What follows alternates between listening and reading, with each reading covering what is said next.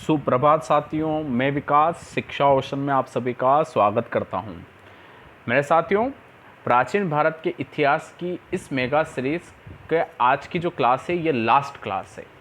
यानी आज की क्लास के बाद हमारी यह मेगा सीरीज़ कंप्लीट हो जाएगी और हम मेगा सीरीज़ के तहत जो 200 क्वेश्चनों को लेके आए थे वे 200 क्वेश्चन आज कंप्लीट हो जाएंगे। तो मेरे साथियों, जिन्होंने अभी तक इस मेगा सीरीज़ के सारे वीडियो नहीं देखे हैं, यानी आप में से ऐसे कोई स्टूडेंट होंगे जिन्होंने 2-3 क्लास ली है या फिर 2-3 क्लास उनसे छूट गई है, तो बिल्कुल टेंशन मत लीजिए। आप शिक्षा ओशन के प्लेलिस्ट में जाइए और प्लेलिस्ट में जाकर आप एंशिएंट हिस्ट्री के सारे वीडियो को देख लीजिए और अपनी तैयारी को थोड़ा मजबूत कर लीजिए। तो चलिए आज ज़रा इस पूरी एंशिएंट हिस्ट्री की मेगा सीरीज़ को हम समाप्त कर देते हैं। तो जो मेरे नए साथी हैं जिन्होंने शिक्षा ओशन को सब्सक्राइब नहीं किया है, तो चलो जल्दी से शिक्षा ओशन को सब्सक्राइब कर लीजिए और बेल आइकन को प्रेस कर दीजिए। मैं सबको बता दूं कि शिक्षा ओशन का जो यूट्यूब चैनल है ना, ये UPSC, MPPSC, SSC, railway, bank और जितने भी सेंट्रल और स्टेट गवर्नमेंट की कंपटीशन की एग्ज़ाम होती है उन सब की तैयारी करवाता है। ठीक है, जितनी भी कंपटीशन की एग्ज़ाम है सब की तैयारी करवाता है। आप तो सिर्फ और सिर्फ शिक्षा ओशन को सब्सक्राइब करो और बेल आइकन को प्रेस करो, बाकी सारी जिम्मेदारी हमारे ऊपर छोड़ दो, हम आपकी तैयारी करवा देंगे। बस आप वीडियो को लाइक ज़रूर करो, शेयर ज़रूर करो। आपके काम सिर्फ ये है कि नियमित रूप से आप क्लास लीजिए, हम जो आपको बताते हैं वो काम करते रहिए, क्लास को लाइक करिए और क्लास को शेयर करिए।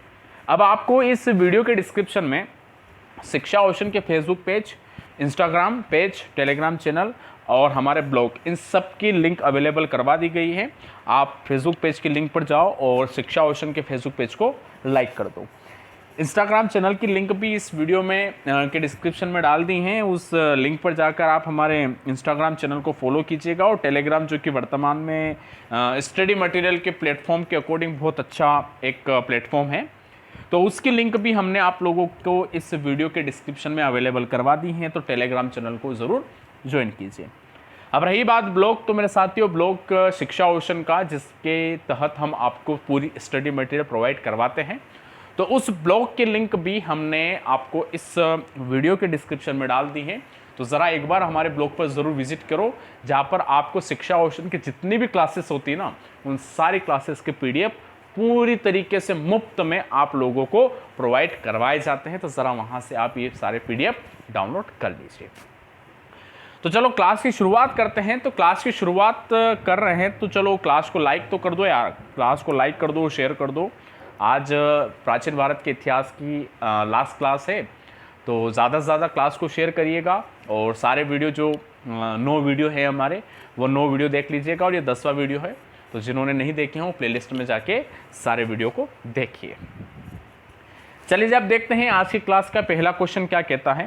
मेरे साथियों, आज की क्लास का पहला क्वेश्चन आप सबके सामने है, कोशिश करिएगा आप भी इस प्रश्न का उत्तर लगाएं। प्रश्न क्रमांक 181, मनुष्य के शरीर में दांतों का प्रथम अवशेष कहाँ से प्राप्त हुए हैं? मनुष्य के शरीर में दांतों का प्रथम अवशेष कहाँ से प्राप्त हुए हैं? Option A Mehrgarh, option B Sohan घाटी, ऑप्शन सी साथियों आदमगढ़ और ऑप्शन डी मालवा। मेरे साथियों, जैसे कि आदि मानव से मानव की उत्पत्ति हुई है, ठीक है, तो जब हमने खुदाई करी तो हमें कुछ अवशेष प्राप्त हुए हैं और वे अवशेष थे मानव के दांत के अवशेष। ठीक है, मानव का जो जबड़ा होता है उस जबड़े के अवशेष हमें प्राप्त होते, दांत के अवशेष प्राप्त होते हैं। तो सबसे पहले कहाँ पर प्राप्त हुए थे? ठीक है, तो जरा बताओ जल्दी से कमेंट करके, क्या इसका राइट आंसर मेहरगढ़ है या सोहन घाटी या आदमगढ़ या आपके मालवा? तो मेरे साथियों, मैं आपको बता दूं, आप लोगों को याद भी रखना है कि शरीर के दांत, मानव के शरीर के दांतों का प्रथम अवशेष जो थे वह हमें मेहरगढ़ में जब खुदाई करी तो वहां से हमें मानव के, मनुष्य के शरीर के दांत के प्रथम अवशेष प्राप्त हुए। अब आपके दिमाग में प्रश्न ये है कि सर ये मेहरगढ़ कहाँ है?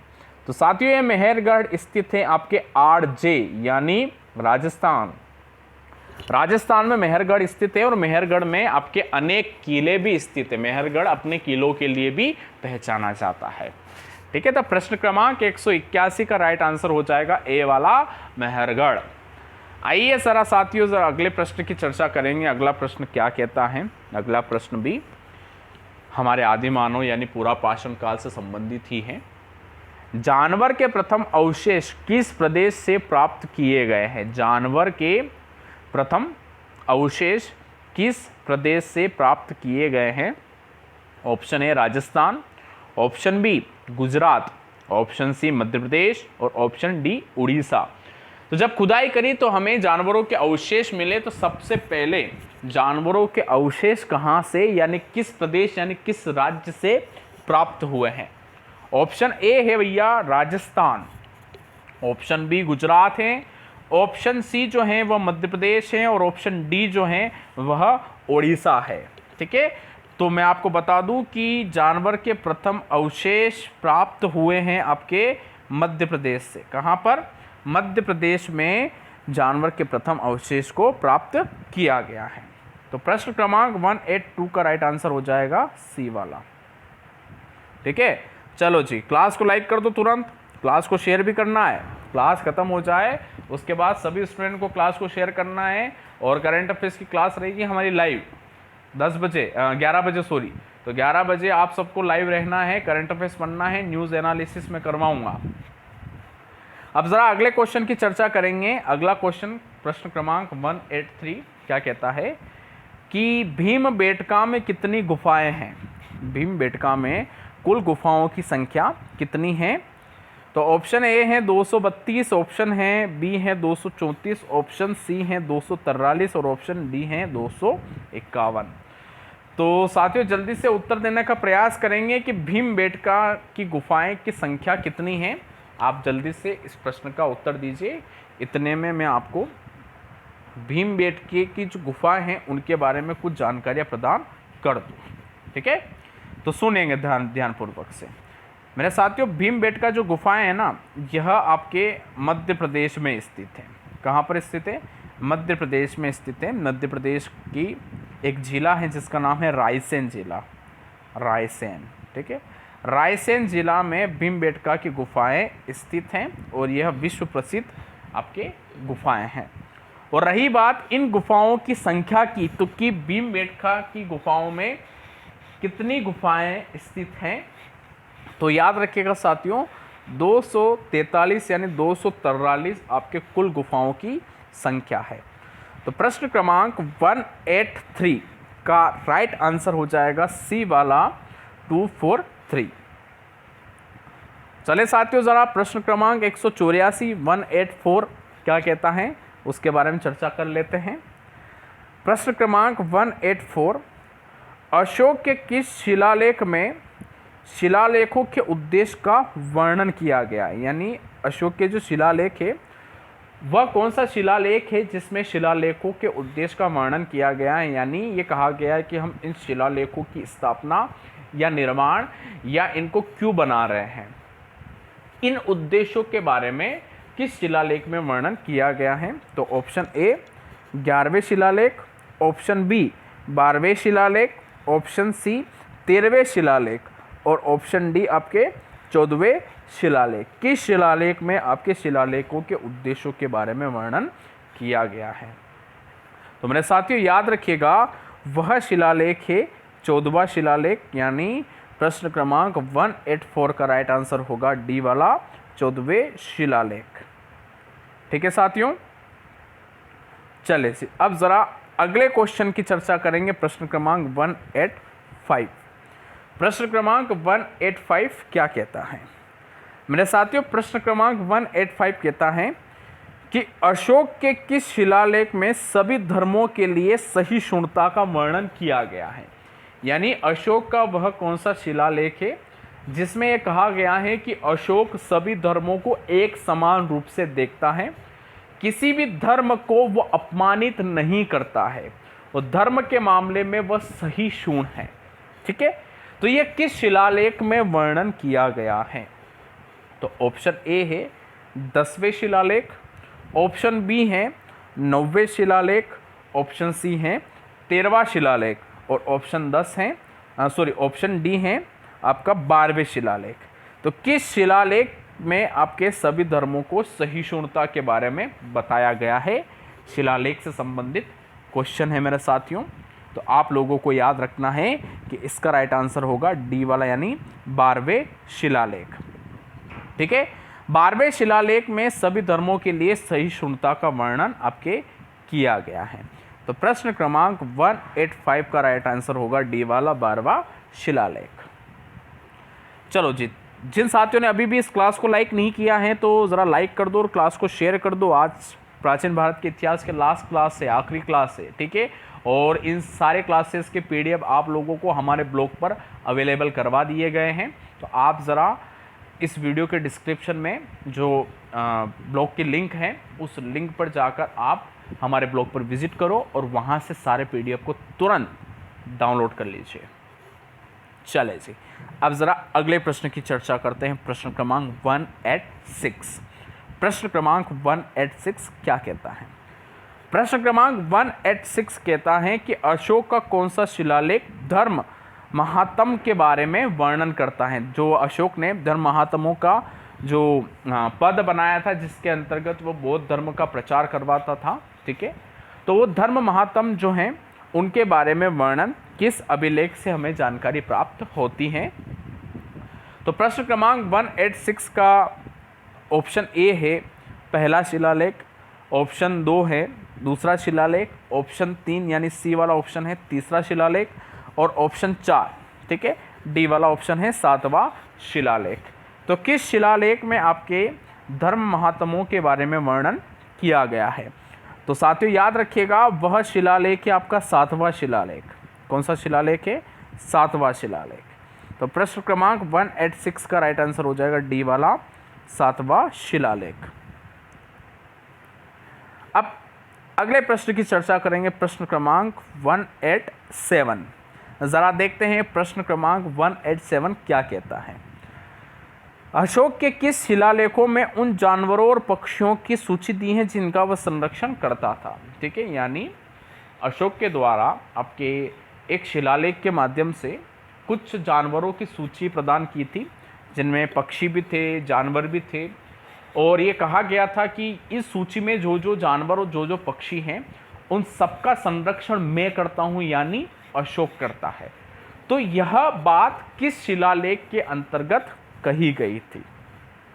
तो ऑप्शन ए है 5वें शिलालेख, ऑप्शन बी है 11वें शिलालेख, ऑप्शन सी है 13वें शिलालेख, और ऑप्शन डी है 10वें शिलालेख।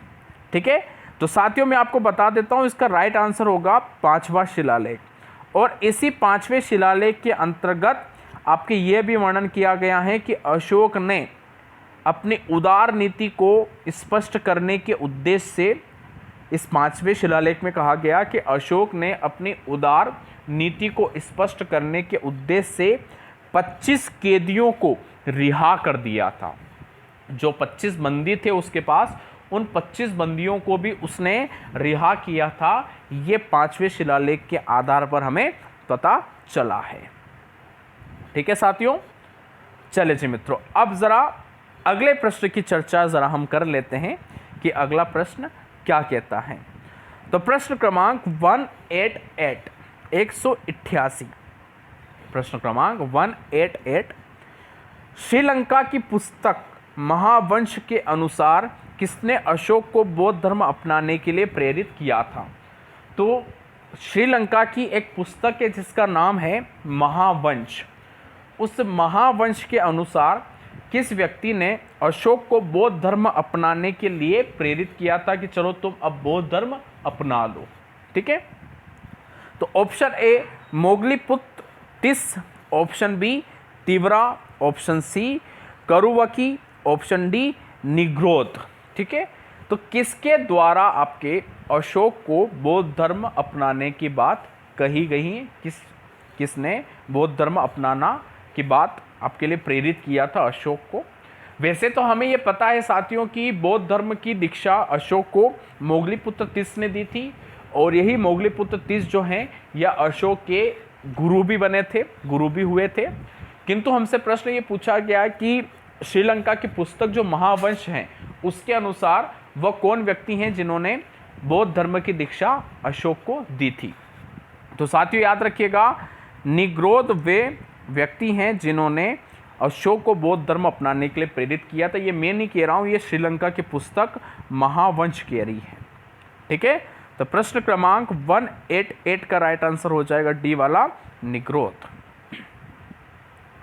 चलिए जरा अगले प्रश्न की चर्चा करेंगे। प्रश्न क्रमांक 189 क्या कहता है, जरा ध्यानपूर्वक देखिएगा। प्रश्न क्रमांक 189 कहता है कि अशोक के किस शिलालेख में अशोक का नाम जिक्र किया गया है? यानी अशोक का एक शिलालेख है जिसके आधार पर हमें पता चला कि अशोक का नाम अशोक है।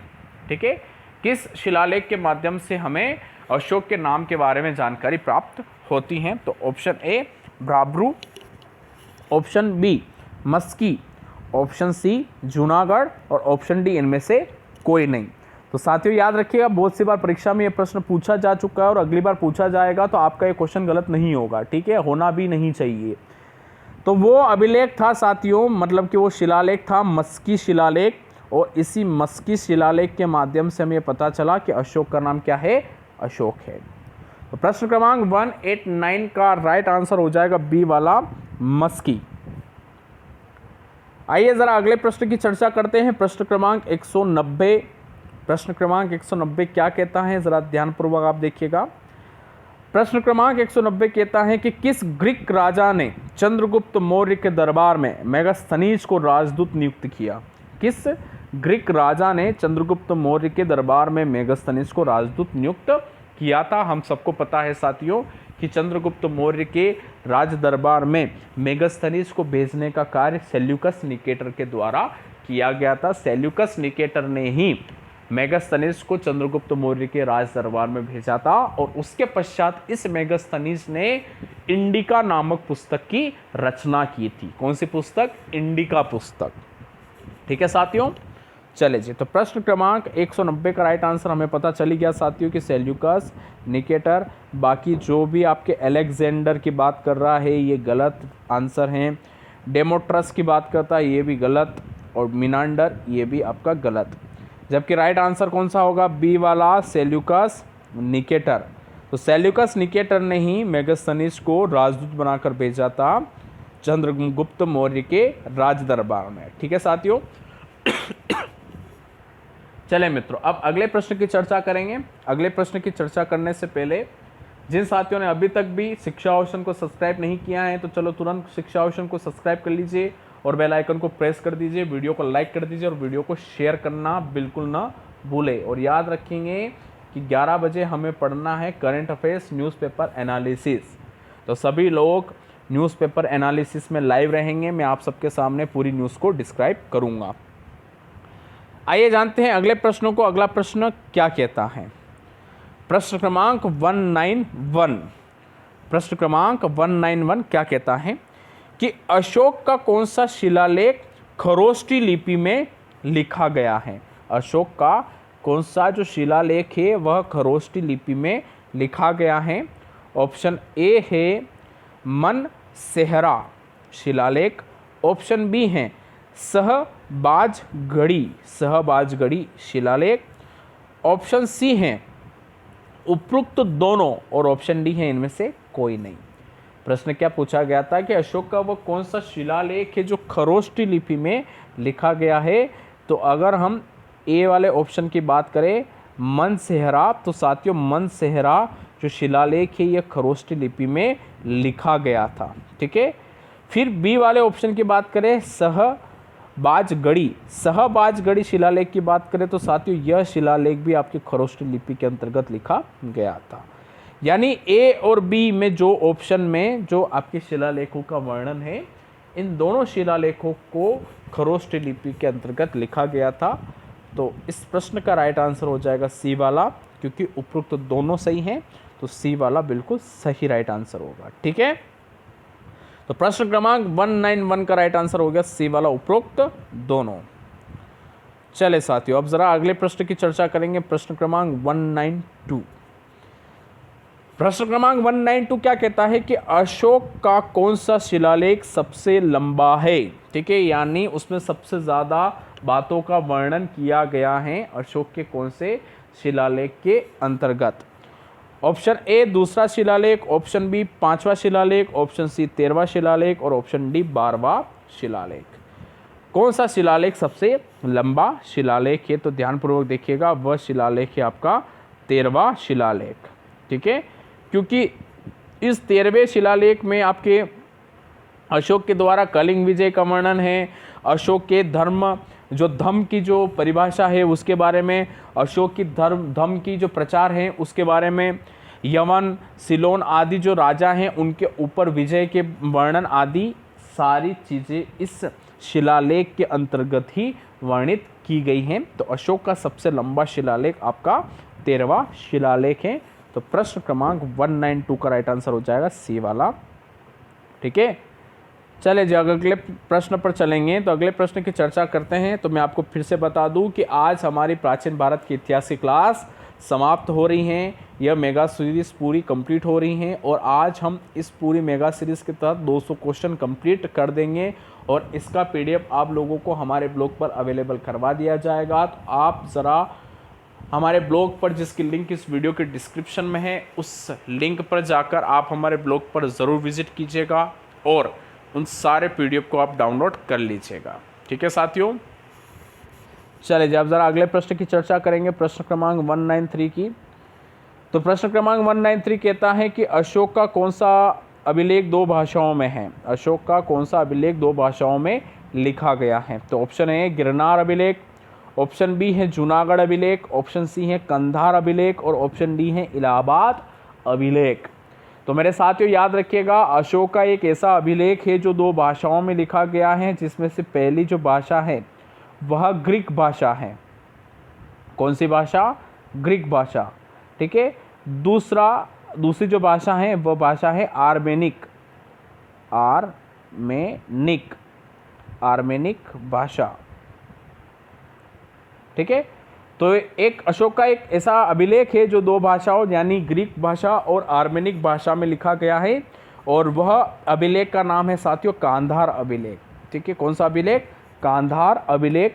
यानी प्रश्न क्रमांक 193 का राइट आंसर हो जाएगा सी वाला, गांधार अभिलेख। और यह गांधार अभिलेख कितनी भाषाओं में? 2 भाषाएं। और कौन कौन सी भाषा है उसके बारे में वर्णन मैं आप लोगों के सामने कर चुका हूँ। ठीक है, चलो भैया अब अगले प्रश्न पर चलेंगे। अगला प्रश्न क्या कहता है? प्रश्न क्रमांक 194। प्रश्न क्रमांक 194 कहता है कि सिंहासन नारोहण से पहले अशोक का कहाँ का वायसराय था?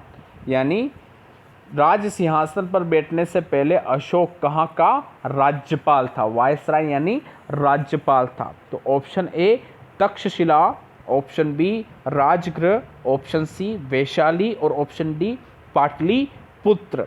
ठीक है, तो साथियों मैं आप लोगों को बता दूं कि जब अशोक राजा बना था तो राजा बनने से पहले अशोक आपके तक्षशिला जो है उस तक्षशिला राज्य का क्या था? वायसराय था, यानी वह क्या था? वहाँ का राज्यपाल था।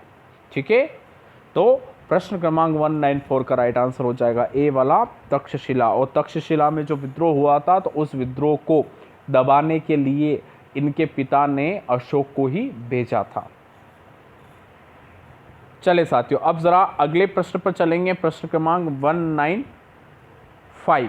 प्रश्न क्रमांक 195 क्या कहता है कि अशोक के किस शिलालेख में धम्म नीति का वर्णन किया गया है? अशोक की वह कौन सी शिलालेख है जिसमें धम्म नीति का वर्णन किया गया है? तो ऑप्शन ए शिलालेख 9, ऑप्शन है शिलालेख 10, ऑप्शन सी है शिलालेख 11 और ऑप्शन डी है शिलालेख 12। यानी ऑप्शन ए में शिलालेख 9 का वर्णन है, ऑप्शन बी में शिलालेख 10 का, ऑप्शन सी में शिलालेख 11 और ऑप्शन डी में शिलालेख 12।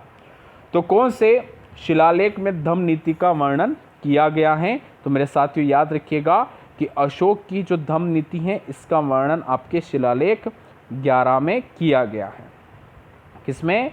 शिलालेख 11 में आपके अशोक की धम्म नीति का वर्णन किया गया है, याद रखिएगा। चलिए मेरे साथियों अब जरा अगले प्रश्न की चर्चा करेंगे। प्रश्न क्रमांक 196। प्रश्न क्रमांक 196 क्या कहता है? तो ध्यानपूर्वक देखिएगा कि अशोक ने किस शिलालेख में पशु हत्या पर रोक लगाई थी? अशोक ने किस शिलालेख में आपके पशु हत्या पर रोक लगाई थी? तो ऑप्शन ए शिलालेख 3, ऑप्शन बी है शिलालेख 4, ऑप्शन सी है शिलालेख 1 और ऑप्शन डी है शिलालेख 5वां।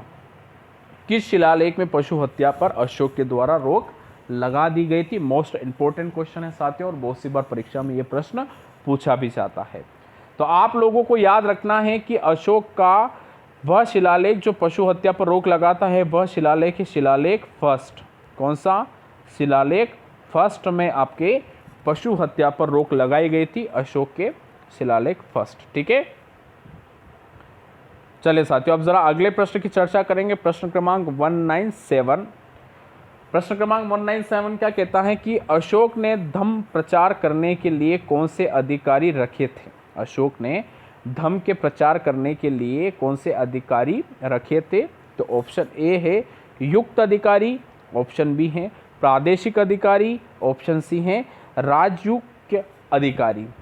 तो मेरे साथियों जब अपन बात करते हैं अशोक के धर्म के प्रचार की, तो अशोक के धर्म के प्रचार के लिए अशोक ने युक्त अधिकारी था इसको धर्म प्रचार हेतु रखा था। इसके पश्चात प्रादेशिक अधिकारी को भी इसने धर्म के प्रचार हेतु रखा, और फिर राजयुक्त के अधिकारी को भी धर्म के प्रचार हेतु रखा था।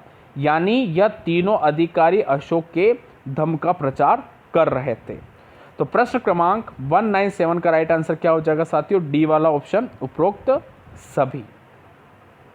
ठीक है मेरे साथियों, चले जी अगले प्रश्न की बात करेंगे। प्रश्न क्रमांक 198 बहुत अच्छा प्रश्न है। इस प्रश्न की चर्चा हम वैसे इस मेगा सीरीज में पहले ही कर चुके हैं।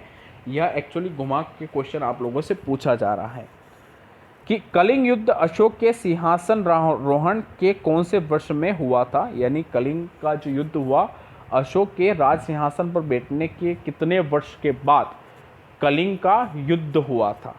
तो ऑप्शन ए है 6 वर्ष, ऑप्शन बी है 7 वर्ष, ऑप्शन डी है 8 वर्ष, और ऑप्शन ए है 6 वर्ष, ऑप्शन बी है 7 वर्ष, ऑप्शन सी है 8 वर्ष, और ऑप्शन डी है 9 वर्ष। तो हमें पता है मेरे साथियों कि 8 वर्ष के पश्चात अपने सिंहासन पर बैठने के 8 वर्ष के पश्चात कलिंग युद्ध हुआ था अशोक के राज सिंहासन पर बैठने के बाद। ठीक है, तो प्रश्न क्रमांक 198 का राइट आंसर हो जाएगा सी वाला, 8 वर्ष। चलिए जरा अब अगले प्रश्न की चर्चा करेंगे। प्रश्न क्रमांक 199। अशोक के बेरूत शिलालेख को इलाहाबाद कौन ले गया था? अशोक के बेरूत का जो शिलालेख है उस शिलालेख को इलाहाबाद कौन ले गया था? तो ऑप्शन ए है कनिंगम, ऑप्शन बी है आपका जेम्स प्रिंसेप, ऑप्शन सी है जहांगीर, और ऑप्शन डी है फिरोज शाह तुगलक। तो कौन आपके अशोक का जो बेरूत जो शिलालेख था उस शिलालेख को इलाहाबाद ले गया? तो मैं आपको बता दूं मेरे साथियों, वे थे कनिंगम। ठीक है, कनिंगम आपके बेरूत शिलालेख को इलाहाबाद लेकर चला गया था। तो प्रश्न क्रमांक 199 का राइट आंसर हो जाएगा ए वाला। ठीक है, चले जी अब अगले प्रश्न की चर्चा करेंगे, और अगला प्रश्न इस पूरी मेगा सीरीज का लास्ट क्वेश्चन है। आज की क्लास का तो लास्ट क्वेश्चन है ही सही, ये पूरी इस मेगा सीरीज का आखिरी प्रश्न है साथियों, 200वां क्वेश्चन। मौर्य काल में देवताध्यक्ष किससे संबंधित हैं? मौर्य काल में देवताध्यक्ष जो पद है वह किससे संबंधित है? तो ऑप्शन ए है स्टोर यानी दुकान से संबंधित है, ऑप्शन बी है राजा की भूमि से संबंधित है, ऑप्शन सी है कस्टम यानी सीमा शुल्क से संबंधित है, या ऑप्शन डी धार्मिक संस्थान से संबंधित है। तो मेरे साथियों याद रखिएगा, जो मौर्य काल में देवताध्यक्ष जो संबंध है यह संबंध रखता है आपके धार्मिक संस्थान से संबंधित। इसका मतलब होता है कि धार्मिक संस्थानों की देखभाल करने वाले व्यक्ति को देवताध्यक्ष कहा जाता है। धार्मिक स्थल जो होते हैं उनकी जो देखभाल करता है उसे देवताध्यक्ष कहा जाता है। तो प्रश्न क्रमांक 200 का राइट आंसर हो जाएगा डी वाला, धार्मिक संस्थान। ठीक है मेरे साथियों, चले जी। तो मेरे साथियों इस प्रकार से आपने आज की क्लास में 20 और प्रश्नों को पढ़ लिया है, और इस पूरी मेगा सीरीज को आपने पहुंचा दिया है 200 क्वेश्चन, यानी इस पूरी मेगा सीरीज को आप लोगों ने समाप्त कर दिया है। मेरे साथियों वर्तमान में यह मेगा सीरीज समाप्त हो रही है, किंतु भविष्य में आपकी ऐसी ही मेगा सीरीज निरंतर आती रहेगी। प्राचीन भारत के इतिहास के कुछ और क्वेश्चन मेगा सीरीज के रूप में मैं आप सबके सामने लेकर आऊँगा, ताकि आपकी तैयारी अच्छे से मजबूत होते रहे। तो मेरे साथियों, आपका सहयोग हमेशा हमारे साथ बना के रखिएगा। आप सभी लोग शिक्षा ओशन को सब्सक्राइब कीजिए और बेल आइकन को प्रेस कीजिए। मेरे साथियों, वादा करता हूं कि आपकी तैयारी में बहुत ज़्यादा मजबूत करवा दूंगा, बस सहयोग बना के रखिएगा।